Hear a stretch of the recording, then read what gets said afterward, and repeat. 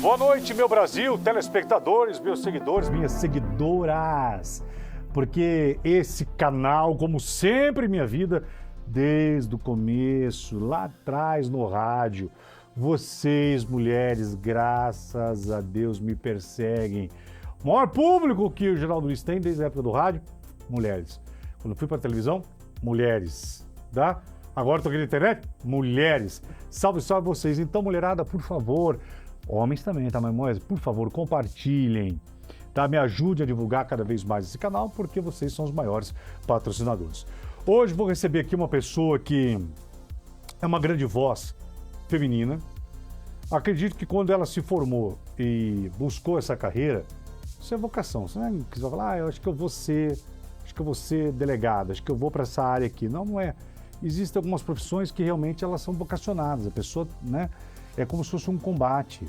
E ela tem isso como uma prioridade da vida dela. É uma realmente vocação. Uma pessoa que eu conhecia de nome, depois conheci rapidamente, né, lá nos bastidores do SBT. Uma mulher que tem um timbre de voz muito forte, mas não é apenas o timbre de voz. Tudo aquilo que ela faz na vida, pela sua determinação e por uma palavra que a trouxe até aqui, vai levá-la muito mais longe, que é a verdade. Mas eu fui falar doutora, ela falou assim, ó, Geraldo, não precisa chamar, eu não consigo.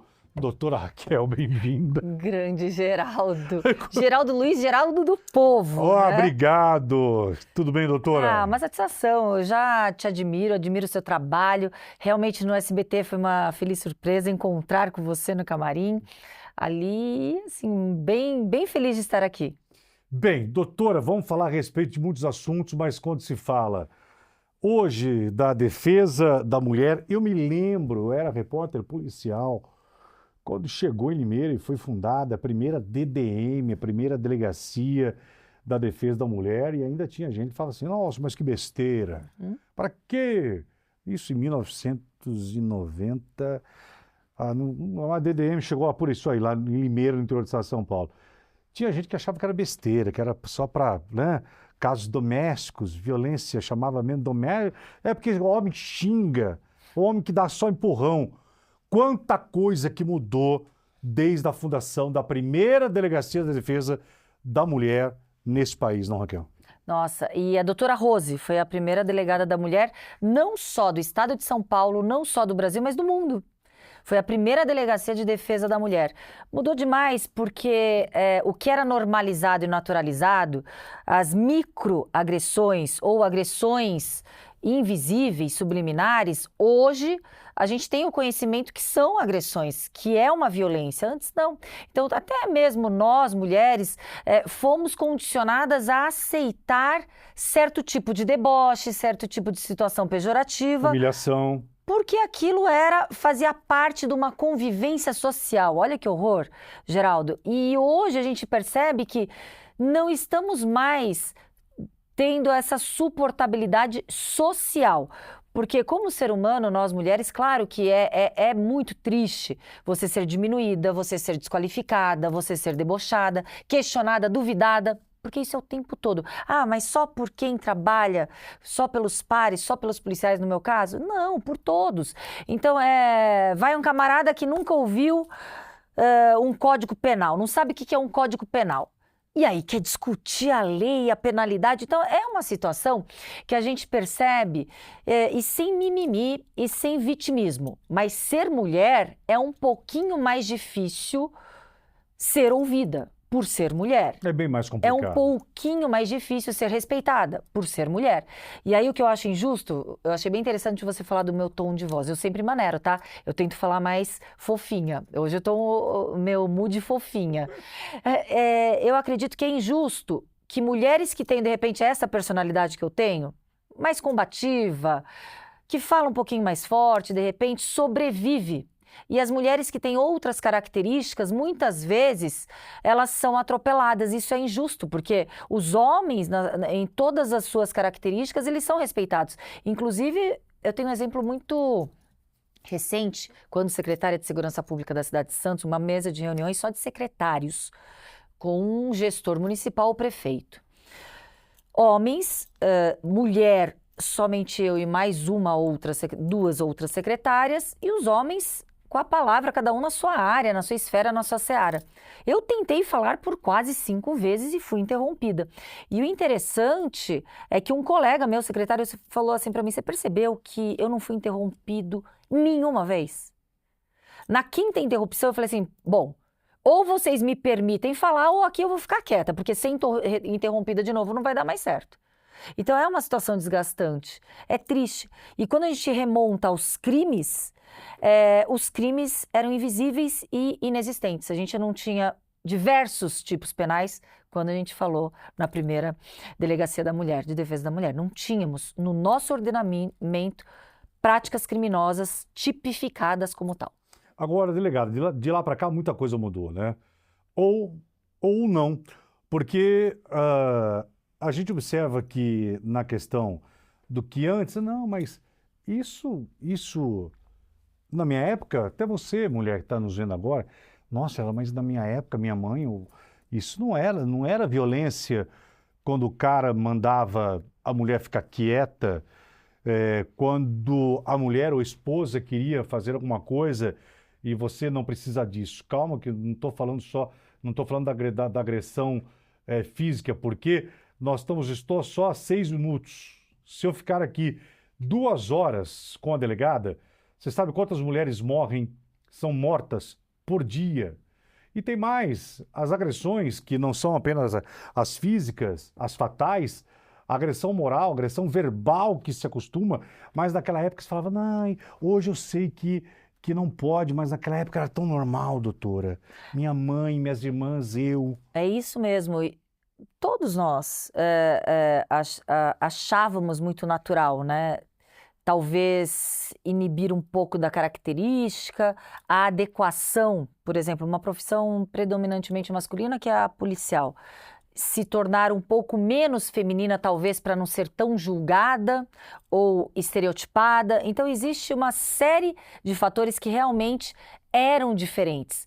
Mas o que a gente tem que tomar cuidado, Geraldo, que eu achei bem importante que você falou, quando a gente ultrapassa certos limites e certas esferas e tende a se tornar hiperlativo qualquer ato de violência contra a mulher. Inclusive, eu tenho falado, não é todo crime que pode ser caracterizado crime de violência contra a mulher no contexto da Lei Maria da Penha, não é toda morte de mulher que é feminicídio, não é todo ato que vai se tornar um ato misógino, porque quando você deixa essa situação de crimes contra mulheres todos de forma superlativa, na penalidade máxima, e crimes que tenham ali a tipificação dentro da envergadura da Lei Maria da Penha, você simplesmente desmonta e destrói todo aquele processo de visualizar realmente qual é a mulher realmente vítima ou não. Por exemplo, quando eles estão falando, aliás,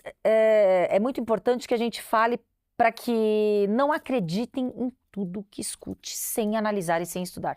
Estão falando que se o homem paquerar uma mulher, vai para cadeia, se a lei da misoginia for aprovada. Se o homem sentar do lado de uma mulher, ele vai preso. Se um homem falar mais alto que uma mulher, ele vai preso, que vai ser taxado de misógino, equiparado a um crime de preconceito, discriminação racial. E não é isso.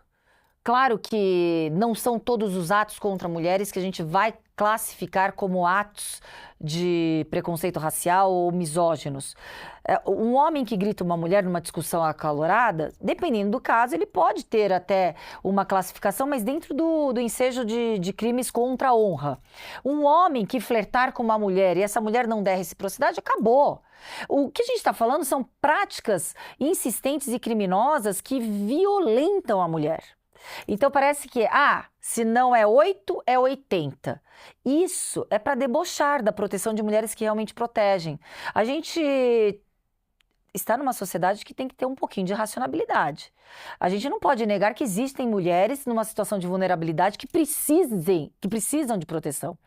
Mas são todas? Se um camarada ali no meu trabalho grita comigo ou é mais forte do que eu, vou tacar uma Lei Maria da Penha. Aliás, existem pessoas que fazem isso até para hype.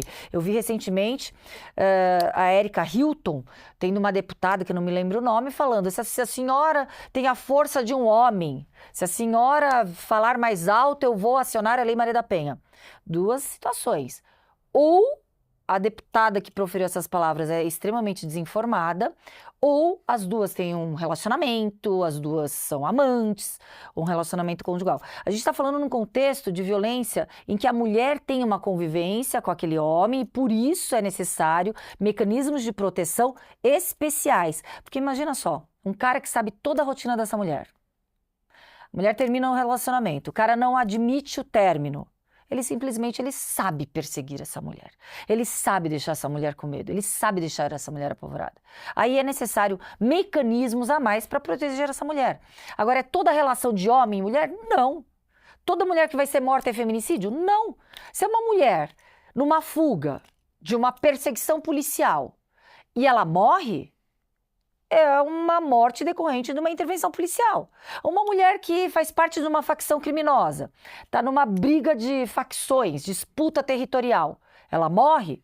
É um feminicídio? Claro que não, é um homicídio. Então a gente tem que separar muito bem, porque parece que tendencia-se essa mistureba para enfraquecer a proteção de mulheres que realmente precisam de proteção. Quando se fala de mulheres que precisam de proteção, eu me lembro da época que eu passei, no ano passado, na apresentação do Aqui Agora, eu fiquei assim, falei, não é possível. Olha que eu fui repórter policial, todo mundo sabe, 24 anos da minha vida, direto no rádio, doutora. Depois, mais com época de Record, mais de 30.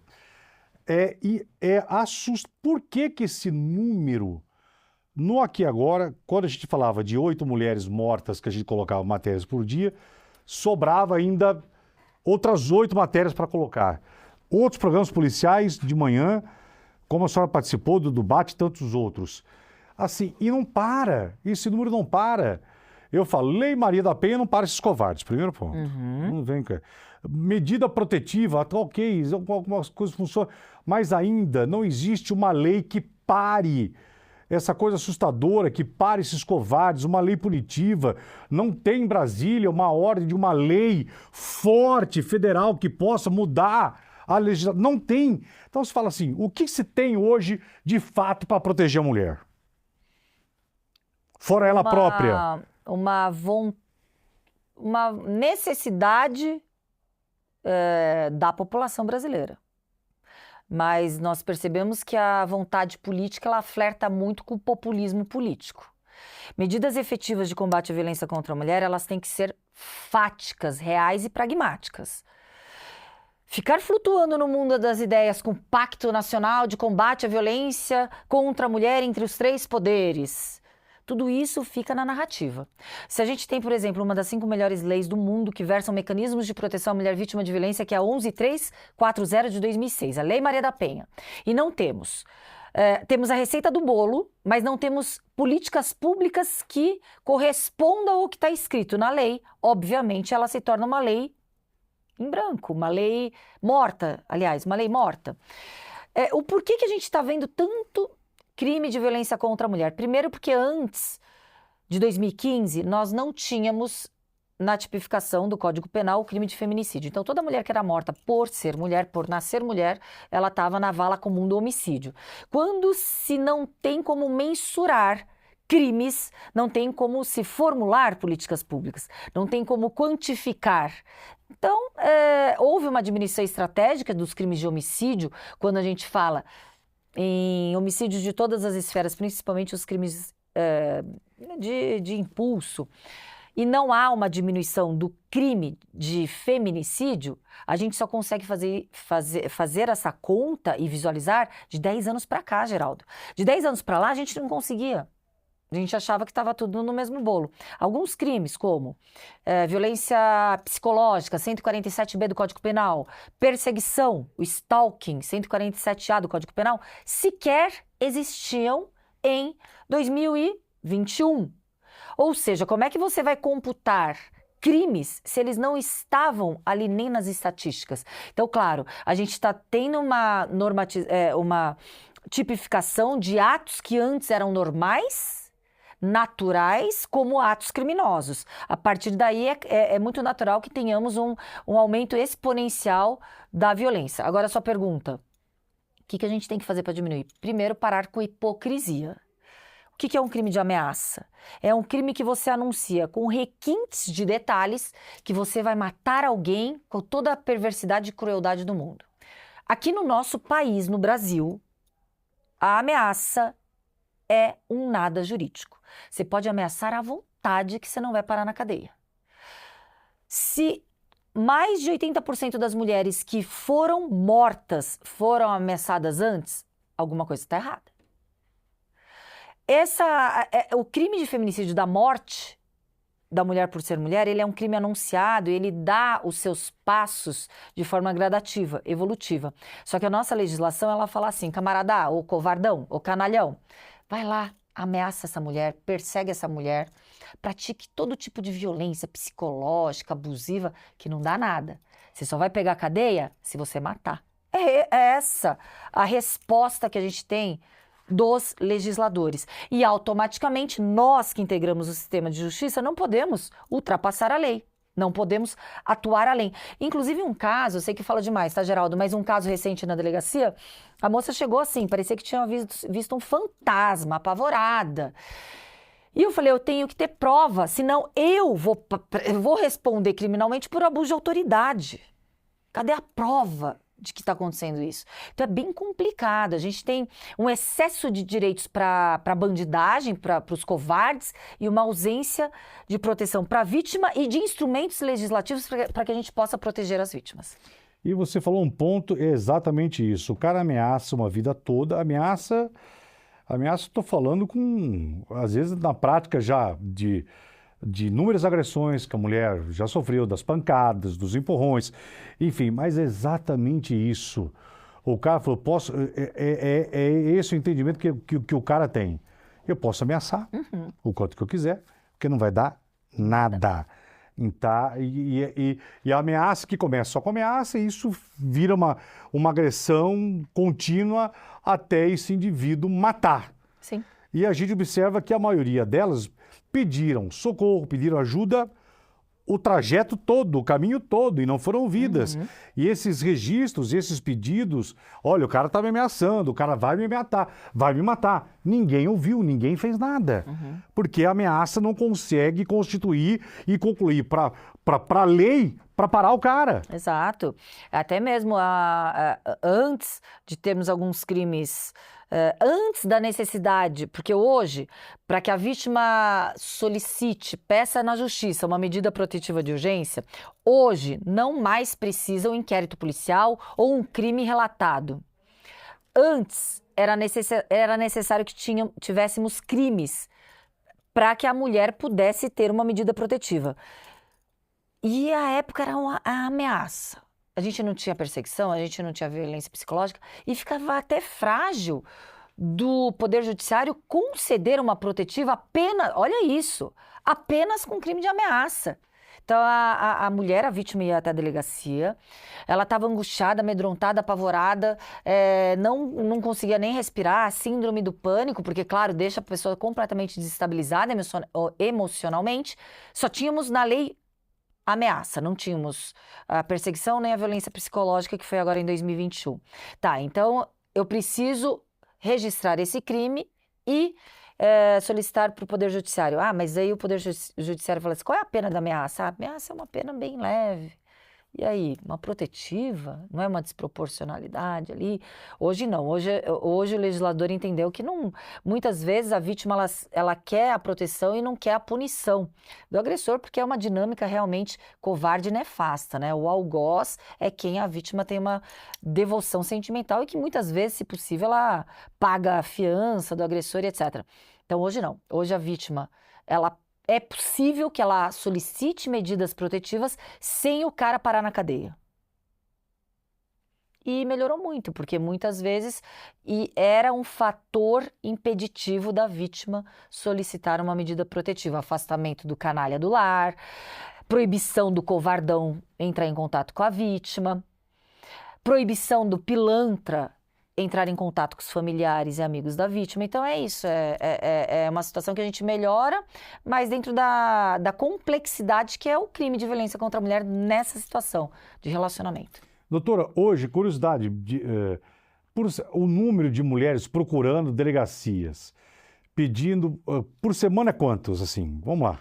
Olha, não tem como mensurar como semana. Eu vou te falar, eu tô numa delegacia, como se fosse o pronto-socorro do crime, não é especializada Tá. e nem uma delegacia... É a clínica geral, lá Exatamente, é tudo. não é uma defesa da mulher, é uma delegacia comum. A cada 10 ocorrências, 6 são de violência contra a mulher. É muita coisa.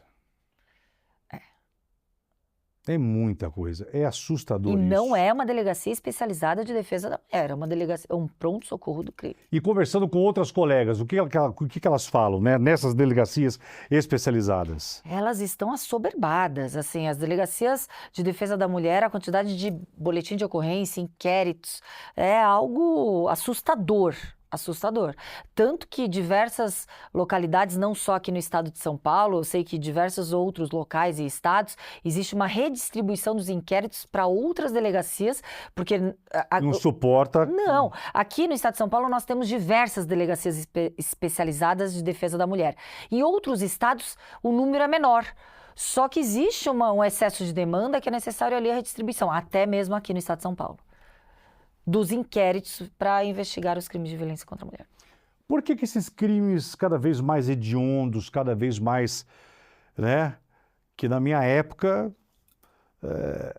mas hoje comparado com o que, com a perversidade e o grau com que esses caras matam, assim, você vê de mulheres assim, o número de facadas, o número de tiros, o número, a quantidade de socos, assim, você percebe que a maldade do crime, você fala, como que esse cara conseguiu fazer isso de tal? Por quê? Você está falando algo bem interessante. Existe uma padronização em crimes de ódio relacionados também a relacionamento, homem com ódio contra a mulher, quando ele pratica, quando ele quer a morte, do excesso de golpes, seja em disparos de arma de fogo, ou facadas, ou o soco que quase desfigurou aquela moça no elevador. Então existe sim o crime de ódio, é desfigurar, é despersonificar aquela mulher como mulher. Então é a destruição. E geralmente, outro dado importante, é no rosto, nos seios e na parte que mostra que aquela mulher é uma mulher. Então a gente não tem muitos crimes e estatísticas relacionados a ácido, como temos em países que não fornecem estatísticas, países ditatoriais, como o país do Oriente Médio, etc. E Índia, por exemplo. E lá, um não de uma mulher é uma condenação, ela ser ali agredida de uma forma bem cruel, que é desfigurar aquela mulher com ácido. A gente não tem isso, a gente tem até alguns episódios de fogo, mas é sempre no rosto e no seio. É isso que vocês estão ouvindo. Geraldo, tá de brincadeira, não? É uma delegada falando, uma autoridade falando. É uma autoridade. Quando se fala desse tipo de violência, eu sempre discuto isso, né? A gente acha que essa realidade, né, doutora, sempre está na favela, na periferia, na Coab. Só que dentro dos condomínios também existe um silêncio assustador de mulheres que, sim, são tão espancadas, violentadas quanto aquelas da periferia, que, quando a gente só sabe pela televisão, porque foi noticiado, infelizmente, com aquela fatalidade com o caso do assassinato. Mas dentro de condomínio e na outra classe também existe uma realidade talvez até maior. Muito precisa essa sua fala. Poucas pessoas gostam de levantar essa bola, porque o que a gente lê nas estatísticas é que as mulheres que mais sofrem violência são as mulheres pobres, pretas e periféricas. Não. São as mulheres que mais figuram nas estatísticas. São os números que mais chegam de forma oficial ao sistema de justiça, à polícia. Mas mulheres de uma classe social média, alta, elas estão aquarteladas naquela gaiola de amor violento, de amor criminoso, e sofrem, sim, de forma silenciosa crimes, e é o maior número, inclusive, de subnotificação. As chamadas cifras negras, quando a gente fala em criminologia. Ou seja, crimes que ocorrem e não chegam ao nosso conhecimento. E por quê? Mesmo mulheres de uma camada, de uma classe social mais baixa, também têm diversos fatores, essas mulheres, inibitórios, impeditivos, que elas busquem a polícia, que é o amor pelo canalha. Só que essas mulheres, elas vivem em periferias ou em locais em que as casas, elas são muitas vezes separadas por uma madeirite. Então, os vizinhos chamam, os populares chamam a polícia. Então, a mulher vai até a delegacia conduzida pelo policial militar, porque houve a denúncia pelo vizinho, por um popular. Agora, imagina uma mulher que está lá naquele seu palácio, daquela gaiola de amor, de crime, né, vivenciando aquela violência. A gente acredita que o funcionário vai chamar a polícia? Um parente? Não vai. Então aquela mulher fica anos, se ela não tiver coragem, vivenciando aquela violência covarde. Doutora, que análise que a senhora faz? Por exemplo, o crime agora dessa policial, né?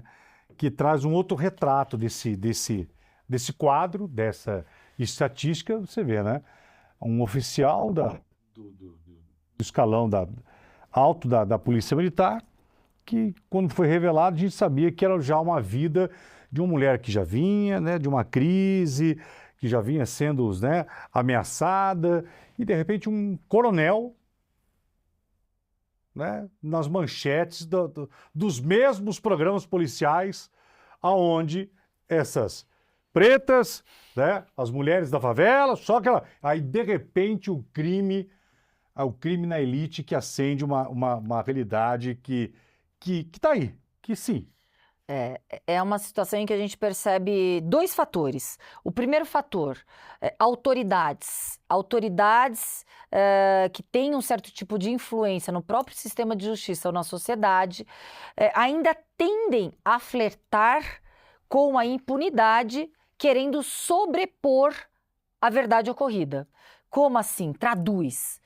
É aquela tentativa de ingerência por motivos espúrios numa missão, atribuição do Estado. E aqui eu chamo a atenção tanto pela coragem daqueles primeiros homens que chegaram ao local do crime, porque o local do crime, ele fala.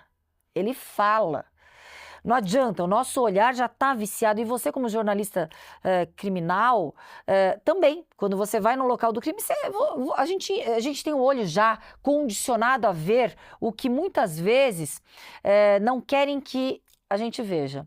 Então, esses policiais que chegaram até o local, o SAMU e todo o corpo de bombeiros e todos esses policiais e heróis que trabalham diariamente para salvar vidas, acharam uma situação estranha. E não só isso. Eu vi nos noticiários, obviamente, eu não estou investigando, não estou com nenhuma informação do inquérito em andamento.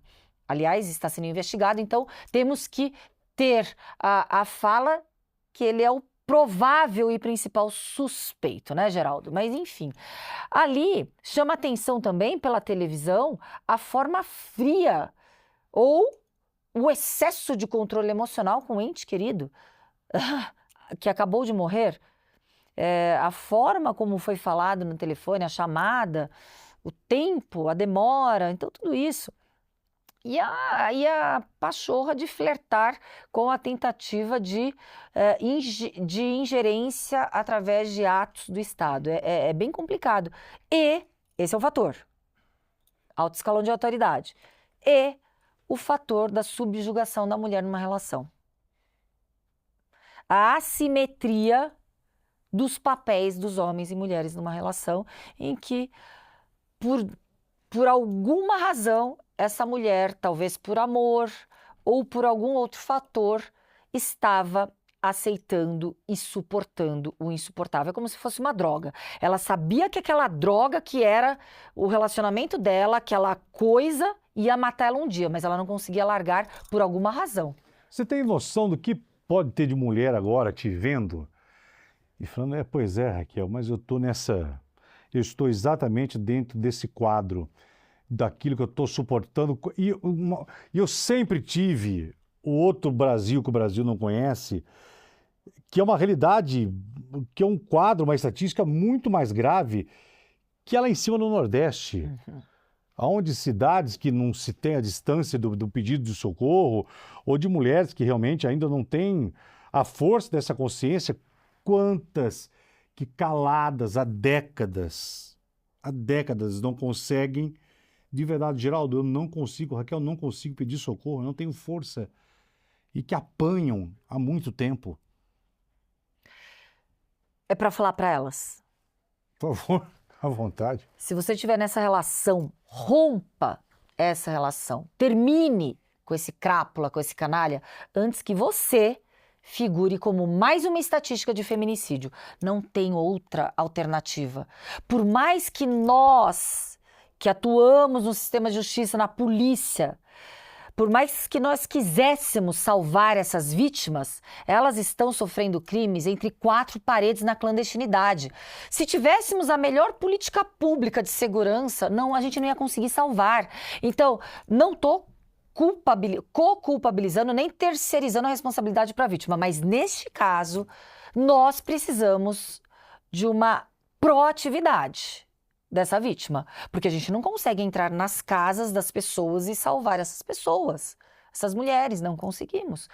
Por isso que eu acho tão importante os veículos de comunicação hoje, e eu refuto e não concordo quando dizem que é sensacionalismo falar de morte contra mulheres ou crimes contra mulheres que estão realmente sendo a maioria das notícias nos programas de TV, de televisão, rádios e jornais. Eu ouço muito isso. A gente está, através da televisão, através dos veículos de comunicação, através do seu programa aqui de podcast, através das mídias digitais, nós estamos entrando onde a polícia não entra. É a possibilidade daquela mulher, num celular ou numa televisão, falar, eu estou sendo vítima. Vai acontecer isso comigo.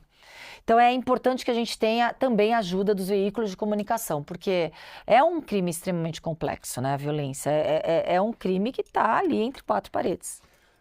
Doutora, o que a política poderia mudar a favor na questão do combate à violência aí contra a mulher? Parar com a camaradagem com o criminoso que agride a mulher. Ele é latrocida. Ele é sequestrador? Ninguém tendencia a ser camarada de um canalha desse. Mas ele só bateu na mulher. Então é meu camarada. Vamos passar um pano na cabeça desse covarde, desse canalha. A gente tem muita hipocrisia, mais uma vez. Se o criminoso é um criminoso que agride a mulher, que pratica uma violência contra essa mulher, ele tem um monte de parça na sociedade, no sistema de justiça, nas instituições públicas, privadas, no mundo corporativo. Opa, se esse cara tem parça. E aquela mulher ou é louca, ou é histérica, ou tá exagerando um pouquinho. Ou ela tá querendo dar um golpe. Então existe o pré-julgamento da vítima e existe uma camaradagem, um bando de parça desse tipo de criminoso. Primeiro lugar, a gente tem que parar com os parças de criminosos que agridem mulheres, que violentam mulheres e que praticam esses crimes. É um corporativismo nessa seara criminosa. Diferentemente se fosse, talvez, um homicida, talvez um ladrão, um sequestrador. Ninguém fica titubeando, você é camarada dele também. Ou eu tô errada? Você está falando como todos que sentam nesse sofá, todos os meus entrevistados, todos. Eu fico numa reflexão gigante. Raquel, olha que coisa, sabendo da tua vinda aqui, eu tenho um colega que trabalha na segurança do metrô aqui de São Paulo. Falou, Geraldo,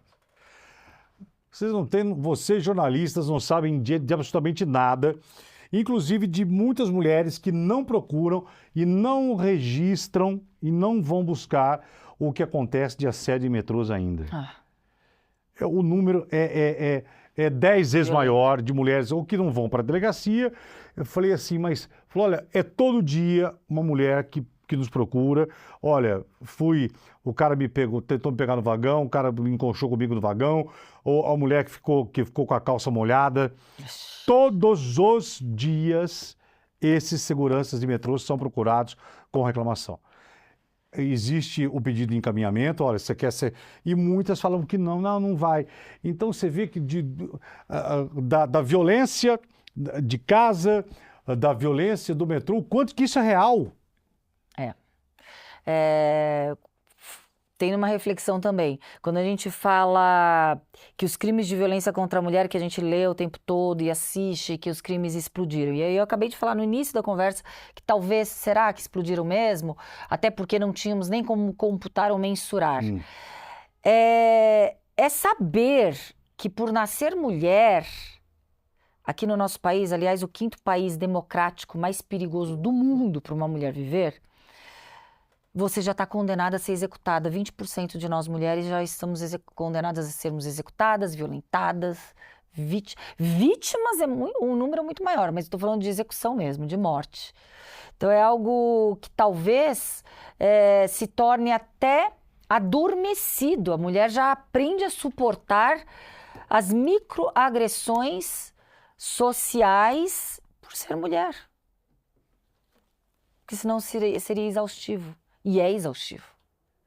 É exaustivo. E para a mulher pobre, ainda é muito pior.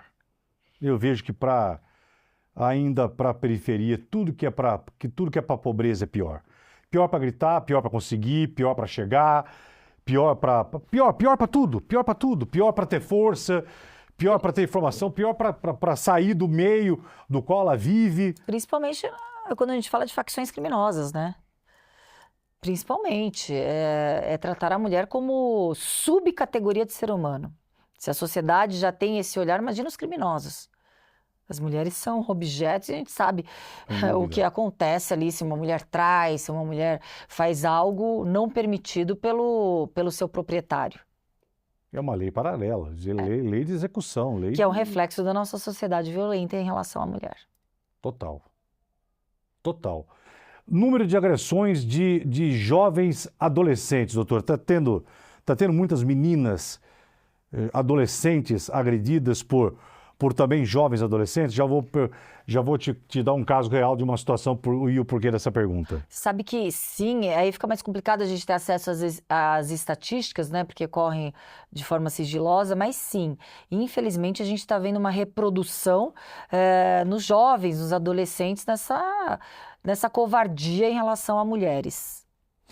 Eu falo isso porque eu conversei com um núcleo de conselheiras mulheres tutelares, região de Campinas, falou assim, olha, não sei lá, mas aqui na região de Campinas, o número de meninas agredidas em relacionamentos, meninas de 14, 15 anos, apanhando desses ficantes, desses namorados.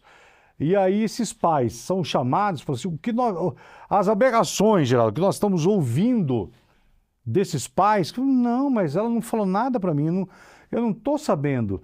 Então a importância de pais com meninas, vocês que têm filhas adolescentes, tomem muito cuidado.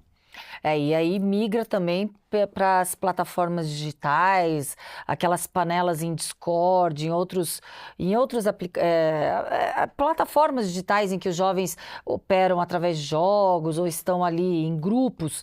Ali existe até a prática do estupro virtual coletivo. Exato. Existe uma prática muito violenta, que são esses meninos em desenvolvimento, claro, questionando completamente com a autoestima completamente questionável, querendo se autoafirmar como ser humano, como meninos, né, homens em desenvolvimento, e ali subjugam meninas também fragilizadas emocionalmente.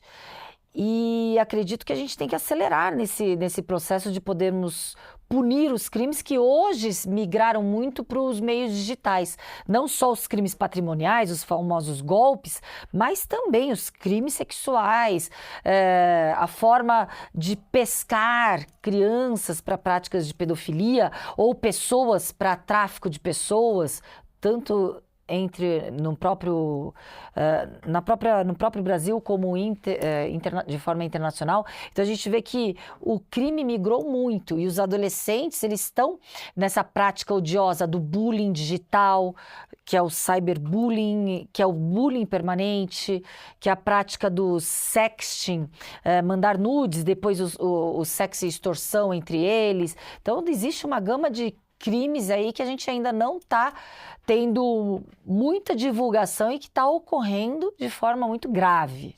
Doutora, que análise que a senhora faz, aquele que, né, que ganhou repercussão nacional, quando falou daquele grupo de rapazes, de um rapaz que levou a namorada para o apartamento, levando para outros 3, 4 amigos que já estavam lá. Aquilo revela... O que aquilo revelou quando nós vimos jovens de classe média envolvidos num ato tão monstruoso de um estupro coletivo? O que aquilo mostrou? O que aquilo revelou? Aquilo são germes do mal já, elementos do mal. Concordo. São germes do mal que não têm solução. Não sou psiquiatra, mas eu tenho muita paixão, né, pela psiquiatria forense. A gente sabe que o psicopata não tem solução, não regenera, ele é psicopata e vai ser pro resto da vida. São seres em desenvolvimento que já mostram, a gente também não pode falar que psicopata menor de 18 anos é psicopata, mas para mim é um germe psicopata que já mostra que não vai ter solução. Toda emboscada que fizeram, toda a covardia. E a menina, sabe o que mais me chamou a atenção ali, Geraldo? Foi a fala da menina pro irmão. Aquilo me deixou muito chocada. Ela liga pro irmão e ela fala: eu acho que fui vítima de estupro. Você lembra disso que foi noticiado? Eu acho que fui vítima de estupro. Então, a vítima, ela fica no estado que ela se falou, até narrou, até pelos advogados, que ela se sentiu suja, culpada, responsável. É algo muito forte, é algo muito violento. E eu, como mulher, aí eu tiro aqui meu papel de delegada de polícia, na minha opinião, é o crime mais perverso que existe. Mais perverso, de subjugação, de humilhação. E a gente sabe muito que as crianças são as principais vítimas. Meninos e meninas. Quando ela falou aquilo, né? É o medo misturado com a vergonha. E mais uma vez, aqui eu vejo e eu quero tocar nisso. Quantas situações dessas silenciosas que... Aquilo explodiu, que ele foi denunciado, aquele teve câmera e tal. Mas sim... Quantos que acontecem que ainda não são denunciados, ou por medo, por vergonha, por famílias, enfim. E eu acredito que isso exista muito. Muito, e eu vou falar mais. Os estupradores são denunciados. Podem até ser conduzidos até a delegacia, mas o número de estatística da impunidade, ou seja... dos estupradores, que até mesmo foram pegos em flagrante, e que depois eles não são condenados, é muito alto. Porque a vítima, por uma falta de orientação, a primeira coisa que a vítima vai fazer é tomar banho. Todo o vestígio biológico ali, que daria a materialidade delitiva inequívoca, desaparece. Ou ela não tem como ser levada... Aqui no estado de São Paulo tem o Pérola Baito, que já faz todo esse aparato da vítima de crimes sexuais, já leva ela para o IML, para análise de vestígios biológicos, etc. Mas, em muitos casos, essa vítima não consegue ir. Então, na hora da condenação, ele está temporariamente, provisoriamente preso. Quando da análise do conjunto probatório da autoria e materialidade, não tem como confrontar. Qual é o resultado? Estuprador impune. A gente tinha que mudar também isso. Eu, como secretária de Segurança Pública lá em Santos, antes de eu sair, eu iniciei uma tentativa de convênio desses aplicativos de transporte, para que pudessem, até as delegacias, levar a vítima automaticamente para o IML, pelo menos para a gente ter a prova. Mas eu saí, tomara que tenha viabilizado ali na cidade. Eu sei que algumas cidades já têm essa parte do setor privado em colaboração com o setor público do Estado. Eu vou ter que fazer essa pergunta, assim, é tão doido que... Mas sim, uma mulher que sofreu que sofre esse tipo de... a primeira coisa que ela tem é se limpar, é chegar em casa e tomar banho. Mas um crime como esse, para vocês, autoridades, tem que se trabalhar com provas. Desculpa de perguntar isso, chega a ser... Geraldo, nossa, você vai perguntar isso para a doutora? Vou. Exatamente. Uma mulher que é vítima desse tipo de violência, tá? Ela fala, não, doutora, Geraldo, vocês estão pedindo para que... Sim, para que imediatamente você procure a polícia e avise do que você ir para casa... É isso, é uma orientação que eu sei que pode assustar, mas é real. É assustador, mas é real. Ou até um hospital, e no hospital narrar que houve essa prática criminosa, violenta, ou se conseguiria ir até a delegacia e ali ser conduzida com guia, né, que a gente pede também, para que ela faça o IML e ali a gente tenha a materialidade do crime, para que esse canalha apodreça na cadeia. Estuprador em qualquer lugar, sendo aqui na sociedade, no mundo paralelo, leis paralelas, ele é execrado. Doutor, aqui em São Paulo, em número de estatísticas, alguns policiais me falaram um tempo atrás aí, antes de eu entrar no ao vivo lá, falou, Geraldo, de novo, você não tem noção o que não chega a ser registrado e que nós temos conhecimento de tentativas de estupro aqui em São Paulo. Falou que realmente um número também paralelo e gigantesco. E a gente não tem como mensurar, porque não chega ao nosso conhecimento. Por quê? Porque a vítima ela tem diversos fatores que inibem, que mobilizam para que ela busque ajuda. Mas, doutora, hoje a informação, tudo bem, as mulheres hoje elas sabem que podem pedir, que tem meios de socorro, de apoio. E por que isso ainda? Porque, inevitavelmente, a vítima de um crime sexual ou a vítima de um crime no contexto doméstico familiar, ela é uma vítima especificamente julgada, pré-julgada e questionada.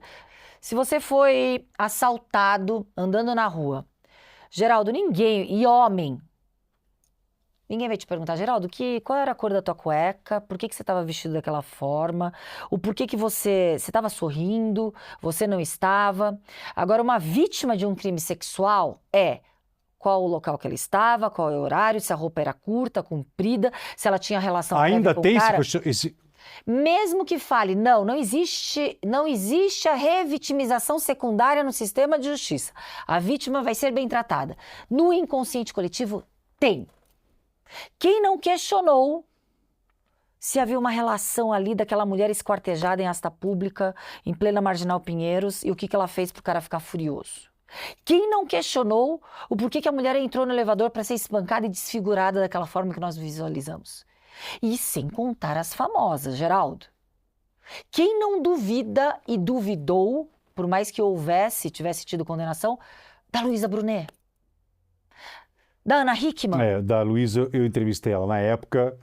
Olha, me lembrou bem.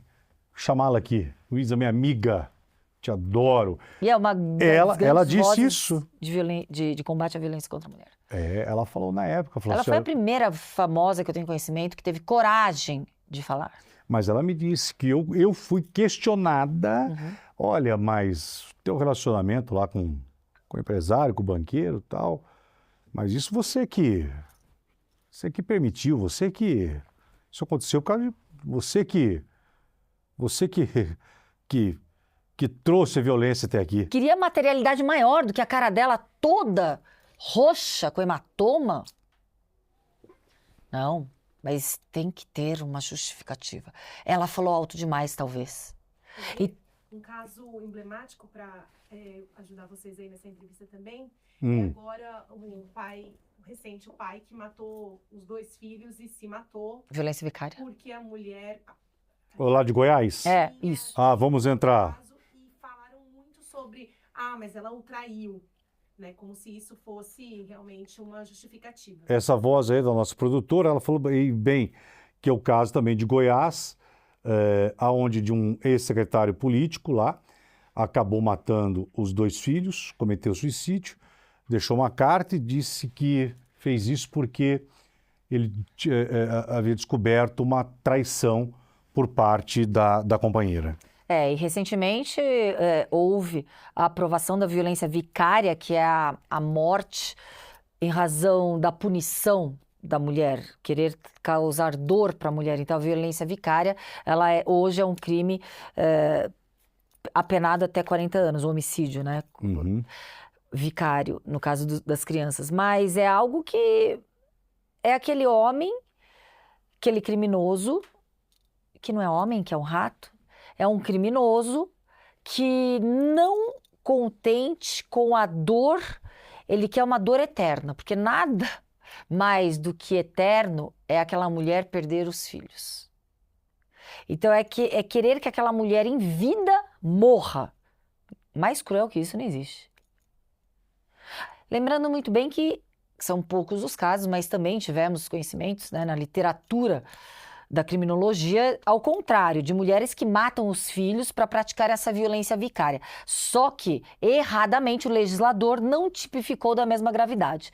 Deveríamos também tipificar. E eu sou uma das pessoas, ou talvez eu tenho como característica defender muito mulheres vítimas de violência. Mas nesse caso, quando crime, não podemos separar por sexo. Se é um criminoso que faz isso, vai ter 40 anos. Uma criminosa, não. Para mim é crime da mesma forma, né? Então, muitas vezes, a lei populista, com esse afã, com essa ânsia de querer popularidade, esquece o óbvio ali, e muitas vezes isso perde um pouco da credibilidade. Por que a mulher que mata os filhos também não sofre o mesmo tipo de punição? Falando sobre o machismo, uma pergunta... Posso perguntar? Claro. O mundo está mudado, tudo mudou, Geraldo. Delegada, a senhora sabe, cara, tem... Mas por que você vai perguntar isso, Geraldo? Calma lá. Vivemos ainda num mundo machista? Sim, vivemos. Tão duro quanto era na época dos nossos, da nossa mãe, do nosso... O machismo, ele... Hoje ele é mais falso, mais dissimulado o machismo. Hoje ele não é escancarado como era um tempo atrás. É um machismo dissimulado, com uma pretensão de fingir não ser.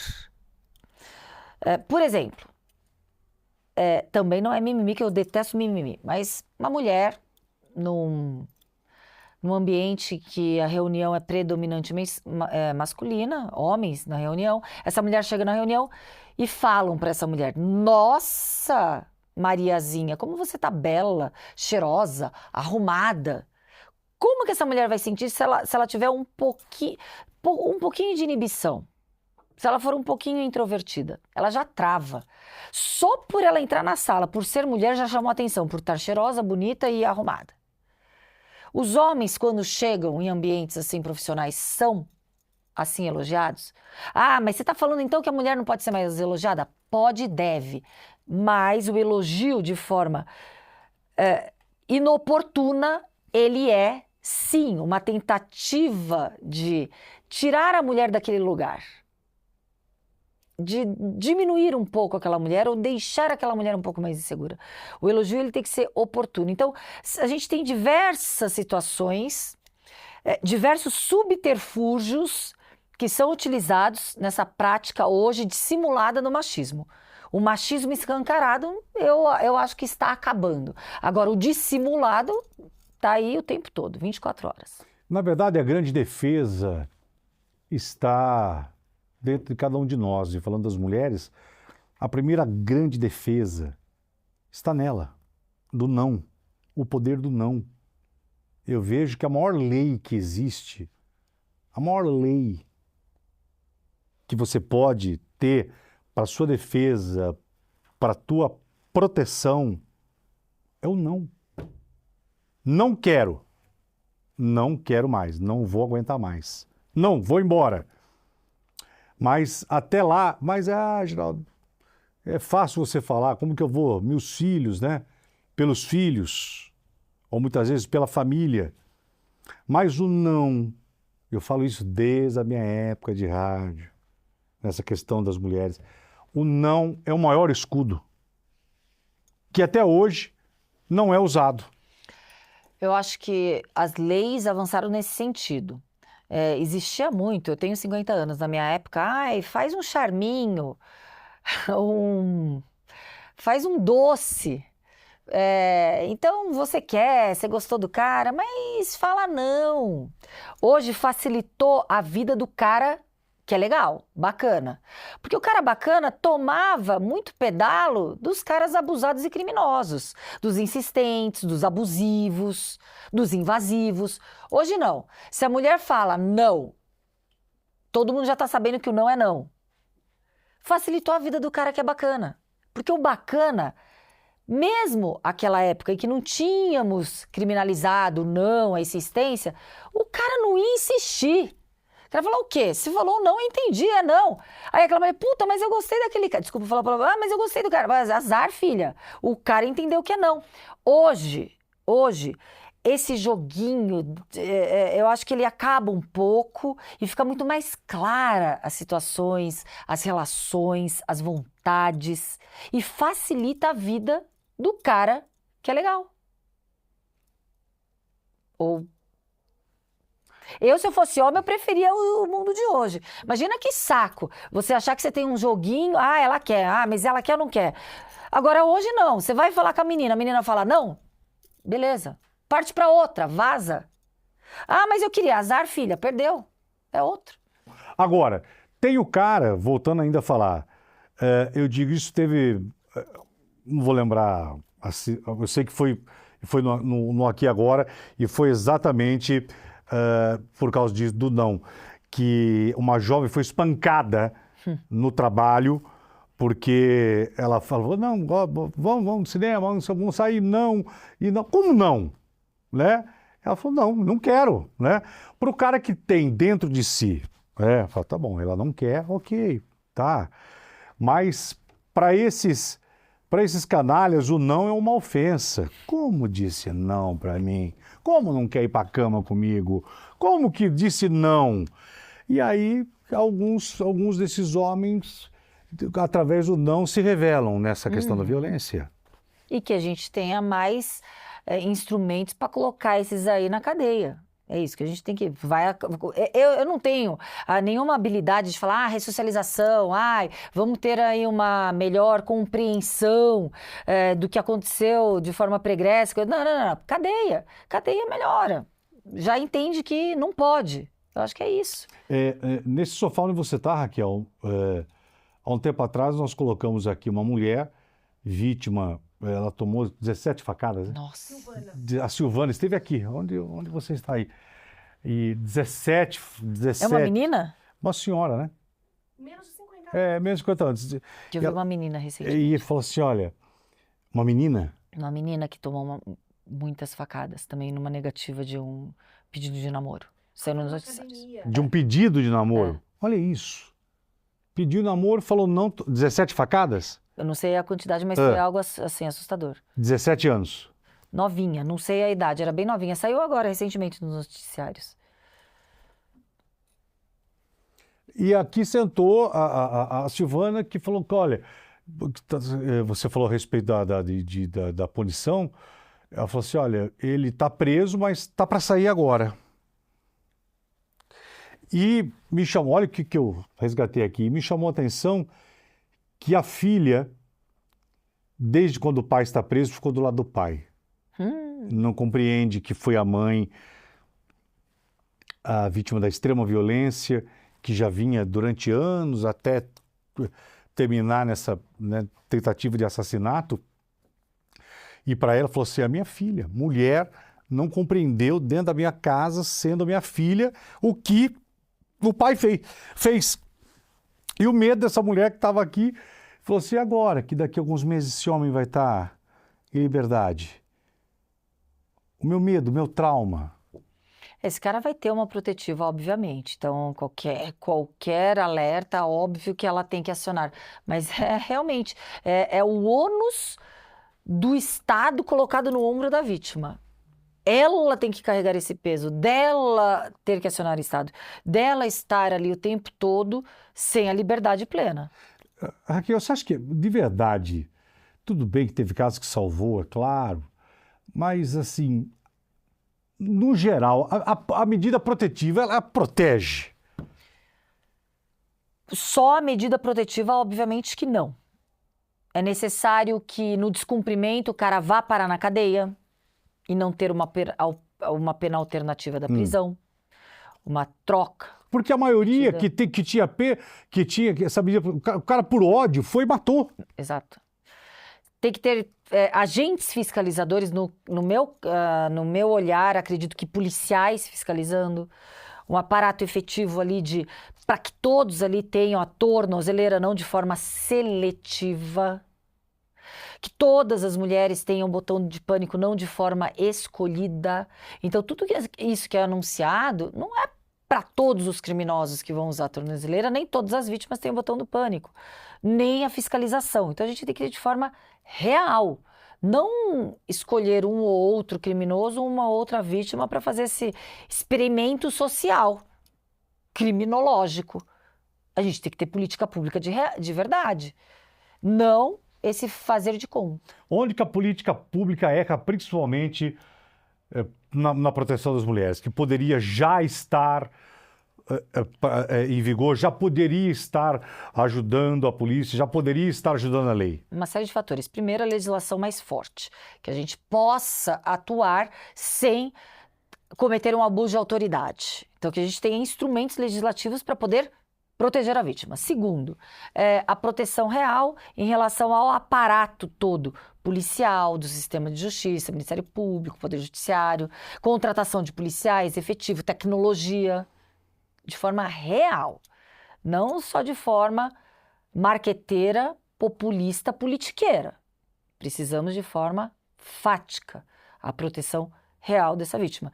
E que o governo federal tenha essa vontade política não só de anunciar pactos, que ficam muito bonitos em noticiários. Eu não vejo vontade, eu não vejo... E estruturar. Não vejo mobilização para isso. E estruturar. Ministério da Mulher, dar condições no Ministério da Justiça e Segurança Pública, fomentar a padronização da proteção, não ficar nessa brincadeira do faz de conta. Faz de tiro da boca, exatamente. E aí todo mundo acredita, quando você vai passando estatística, fecha-se o ano. Quantas mulheres foram mortas no ano passado, por favor, só para finalizar, vê aí para mim. Quer ver só? Fica vendo só. Isso ano passado. 1.400 e poucas, né? Por feminicídio, né? Feminicídio. Será que... Em torno de 1.500. Você imagina. 1.568 mulheres mortas. Aí eu pego o seguinte, dessas 1.560 mulheres mortas, se tivesse essa política de segurança, essas leis,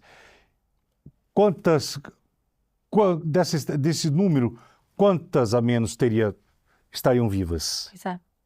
Gê, nessa pesquisa que você pediu, das 1.568 mulheres, 62% das vítimas eram negras, 66% dos crimes ocorreram dentro de casa, 75% dos casos foram classificados como feminicídio íntimo, cometido por parceiros ou ex-parceiros. E eu vou te dar mais estatística. A ONU, numa estatística mundial, diz que quase 80% das mulheres são mortas depois do 5º crime em que ela foi vitimada.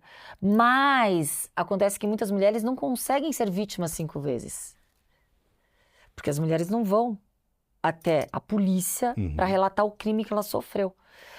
E outra estatística também, que chega a quase 80%, é que essas mulheres são mortas quando elas definitivamente tomam coragem para romper a relação. Que difícil, gente. Isso é estatística mundial, não só inerente ao nosso país. E acho que é o maior medo, de repente, até muitas dessas mulheres podem estar, para finalizar, nos vendo. Você pode ficar em silêncio agora, que você não precisa comentar, mas você não pode ficar em silêncio dentro de você, da sua atitude. É isso que não pode.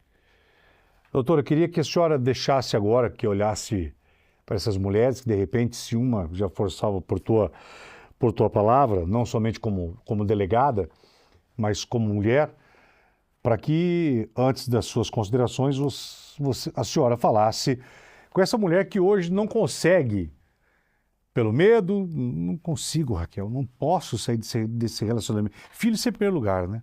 Ah, por causa dos meus filhos, minha família, meus filhos. Primeiro, não normalize atos de agressão. Qual é o primeiro sinal? É o desconforto. E aí eu vou parafrasear uma escritora norte-americana, Maya Angelou. Ela era ativista de direitos civis e políticos e ela falava que toda vez que uma mulher se defende, sem ao menos ter ideia de que aquilo seria possível, automaticamente ela defende todas as mulheres. E o que eu quero dizer com isso? A partir do momento que a mulher denuncia um agressor, ela protege outras mulheres daquele agressor. Ouviu? É exatamente isso. Doutora, que você continue sendo essa brilhante, essa brava mulher, que você ganhe força, que você ganhe representatividade, não somente como delegada, dentro da sua ocupação política na sociedade, porque isso precisa mudar. Esse país tão lindo precisa mudar. Geraldo, muito obrigada. Obrigada por ser voz de nós policiais, falando sempre do nosso bom trabalho. E aqui eu queria... Obrigada pelo convite. O que é isso? E aqui eu queria te dar um presentinho que é isso? da nossa... E o que é isso aqui? Isso aqui é um carrinho, né? De polícia. Um mascote. Adorei! Trancinha. Ah, eu adorei. Mas não é o carrinho, tá, gente? Você vê que não é o carrinho, não, mas olha aqui.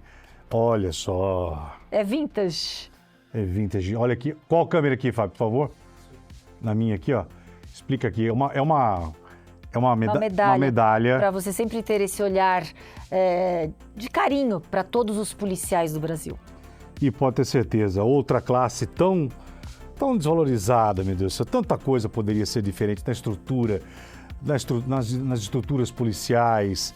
Mas nós temos combatentes, nós temos vozes como essa brilhante, corajosa, não somente na voz, mas na sua atitude, porque você é um exemplo, tá? Obrigada. Ó, portas sempre abertas aqui, força, boa sorte. Obrigada. Tá bom? Obrigada. Olha, compartilhe, mulheres, homens, por favor, compartilhem esse vídeo, me ajudem a divulgar.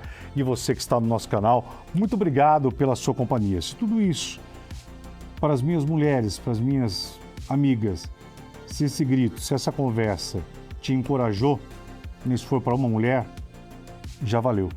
Se uma, depois que você desligar, tomou coragem e amanhã vai ser diferente na sua vida, Raquel, já valeu, né? Maravilhoso, maravilhoso. Obrigado por tudo, tá? Eu que agradeço. Grande abraço. Gente, até o nosso próximo encontro.